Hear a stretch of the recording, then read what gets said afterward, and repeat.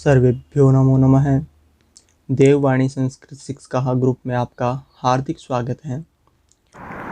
पिछली कक्षा में हमने जो पूर्व परावर दक्षिणोत्तर पराधराणी व्यवस्थायाम संज्ञायाम था सूत्र, इसका अर्थ देखा था और इसके जो रूप थे, जो पूर्व शब्द थे, पर शब्द थे, अवर शब्द थे, दक्षिण थे, तो इनके जो पूर्व शब्द के रूप बना था पूर्वे और पूर्वा, क्योंकि ये विकल्प से जस विभक्ति में करता है। तो पूर्वे पूर्वा के अलावा आपको बताया था कि परे पराहा बन जाएगा जो पर शब्द होगा, अवर शब्द होगा तो अवरे अवराहा बन जाएगा। इस प्रकार जो अन्य रूप थे उनके बारे में बता दिया था। इसके बाद में आज जो नया सूत्र आता है वो सूत्र है स्वम ज्ञाति धनाख्यायाम। कौन सा सूत्र है? स्वम ज्ञाति धनाख्यायाम।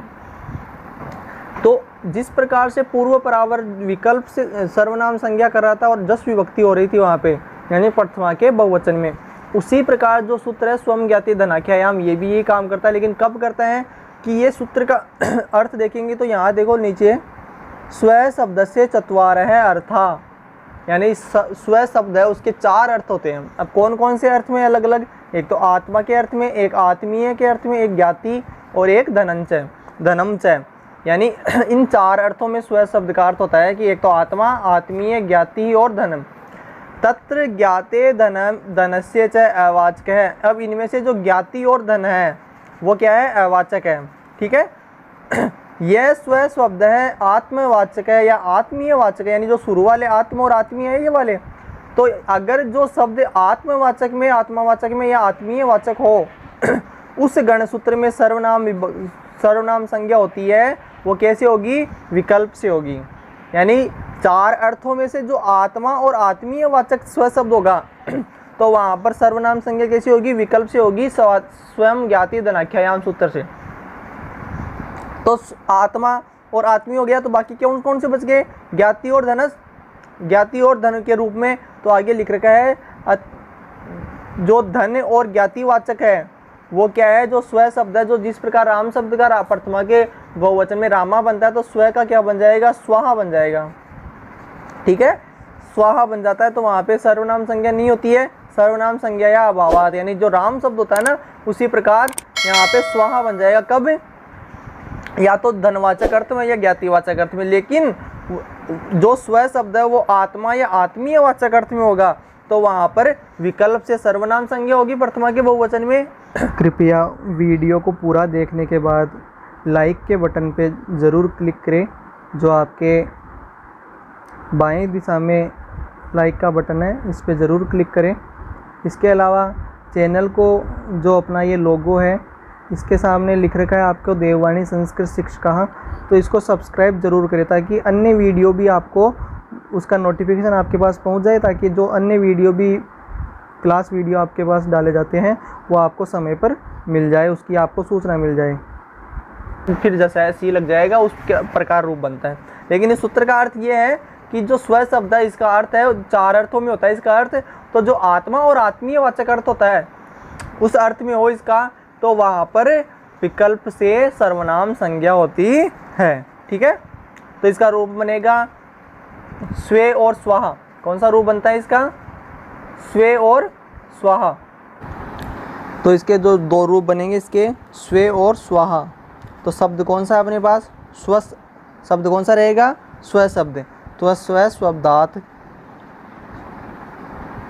वही प्रातिपदिक संज्ञा हो जाएगी इसकी। प्रातिपदिक संज्ञा करने के बाद में स्वे और स्वा कहाँ बन रहा है?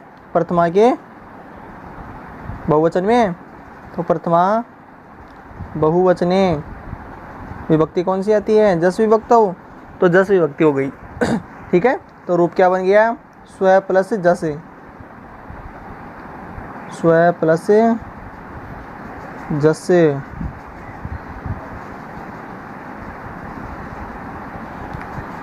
इतनी जाते। अब यहाँ पे सर्वाधिनी सर्वनामानी सूत्र से क्या हो जाएगी? सर्वनाम संज्ञा तो हो जाती है। सर्वनाम संज्ञा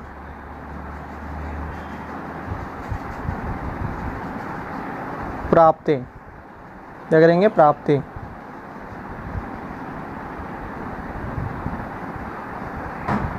लेकिन और आत्मन के अर्थ में अगर स्व शब्द हो तो वहाँ पे कौन सा सूत्र आएगा, स्वम ज्ञाति धनाख्यायाम। और प्रथमा के बहुवचन में अगर वो शब्द हो तो वहाँ पे इति सूत्रेण, ये सूत्र क्या कर देगा, विकल्प से सर्वनाम करेगा। क्या करेगा, विकल्प से सर्वनाम संज्ञा करता है।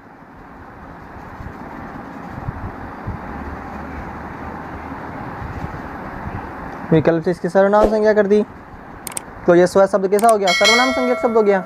अब सूत्र आता है अपने जसैसी, क्या कहते हैं कि अदंत शब्द के बाद में कौन सा शब्द हो, अदंत शब्द, और वो कैसा हो, सर्वनाम संज्ञक शब्द हो। तो अदंत शब्द इसकी सर्वनाम संज्ञा होगी, तो वहाँ पर जो जस्वी विभक्ति है उसके स्थान पर क्या कर देता है सी आदेश।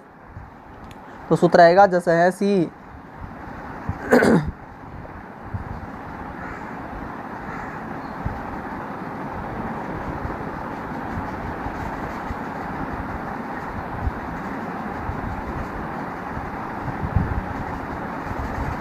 जस के स्थान पर जब सी आदेश हो गया तो क्या बच गया, स्व प्लस ई, इति जाते हैं। वही सूत्र आएगा आद गुण है, ए के बाद में अगर इकार है तो क्या हो जाएगा, उनके स्थान पर गुण, सूत्र आएगा आद गुण है।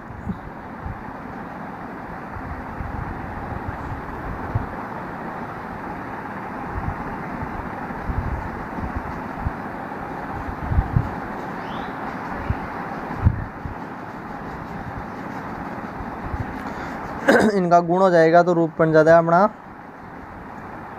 स्वे। कौन सा रूप बन जाएगा, स्वे, क्योंकि ए और ई के स्थान पर क्या हो गया, गुण ए। जैसे राम सर्वे सर्वाहा बनी थी, सर्वे बनी थी, वैसे ही अभी पूर्व में अपने पूर्वा बनाई थी, उसी प्रकार ये जो स्वे है वो रूप बन जाता है। ठीक है, इति रूपम सिद्धम। अब विकल्प के अभाव में, विकल्प से किया नहीं सूत्र ने काम, तो विकल्प के अभाव में क्या रहेगा, विकल्पाभावे।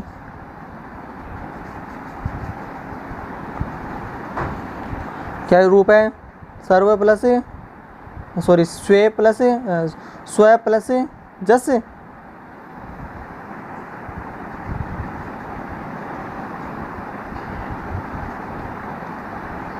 इसका अनुबंध लोप कर देता हूँ मैं यहाँ पे।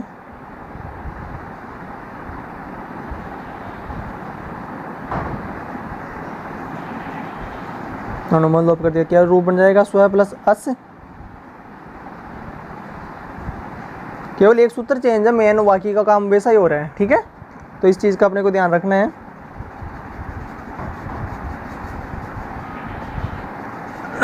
सूत्र कौन सा आएगा, हक के बाद में अचारा हो तो प्रथमेव पुरुष वर्ण है।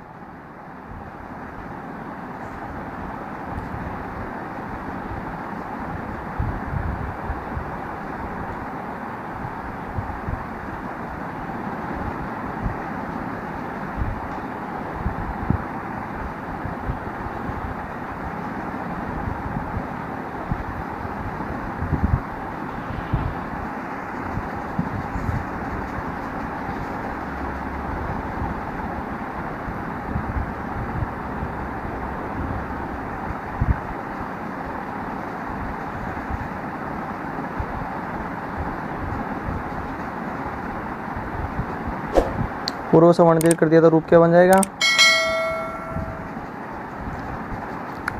श्वास। क्या बन जाएगा, श्वास।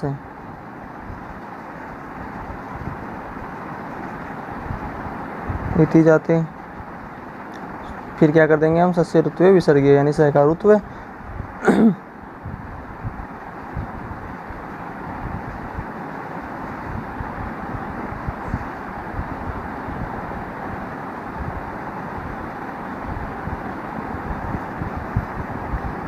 रूप बन जाता है अपना स्वहा।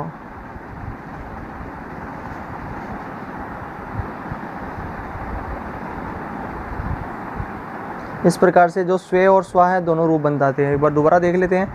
स्वे और स्वाहा रूप है, स्व शब्द है, प्रातिपदिक संज्ञा करने के बाद प्रथमा की बहुवचन विभक्ति आती है जस, स्व प्लस जस। सर्वनाम संज्ञा करेगा सर्वादिनी सर्वनाम, लेकिन सूत्र आएगा स्वम ज्ञाति धनाख्यायाम। तो ये सूत्र क्या कर देगा, विकल्प से सर्वनाम संज्ञा कर देगा इसकी। ये जो स्व शब्द है वो सर्वनाम संज्ञक शब्द हो गया। इसके आगे जस विभक्ति अदंत शब्द है, तो जस ऐसी क्या कर देगा, जस के स्थान पर सी आदेश, रूप बन जाता है। अनुबंध लोप करेंगे तो ई, स्व प्लस ई, अक के बाद अदंत वर्ण के बाद में इक आ रहा है तो आदि गुणा सूत्र गुण कर देता है उन दोनों के स्थान पर, तो स्वे रूप बन जाता है। कौन सा रूप बन जाएगा? स्वे। अब विकल्प से सर्वनाम संज्ञा हुई तो विकल्प के अभाव में रूप क्या है? स्व प्लस जस। इसका अनुमत लोप करेंगे, रूप बनेगा स्व प्लस अस। प्रथम पूर्व सवर्ण के बाद में चाहता है तो पूर्व सवर्ण दीर्घ कर देता है, पूर्व सवर्ण दीर्घ कर दिया इसने, श्वास और सस्य ऋत्वे विसर्गे, तो स्वाहा रूप बन जाता है। तो इस प्रकार ये दोनों रूप बन जाएंगे। उम्मीद करता हूँ आपको आज की कक्षा समझ में आई होगी। फिर भी कोई समस्या है तो कमेंट बॉक्स में अपने सुझाव ज़रूर दें ताकि आपकी समस्याओं का समाधान हो सके, और वीडियो को अपने विद्यार्थियों सहपाठियों के साथ अधिक से अधिक शेयर करें ताकि अन्य बच्चों को भी लॉकडाउन में घर बैठे अपनी पढ़ाई जारी रखने में फ़ायदा मिल सके। धन्यवाद। जयतु संस्कृतम, जयतु भारतम।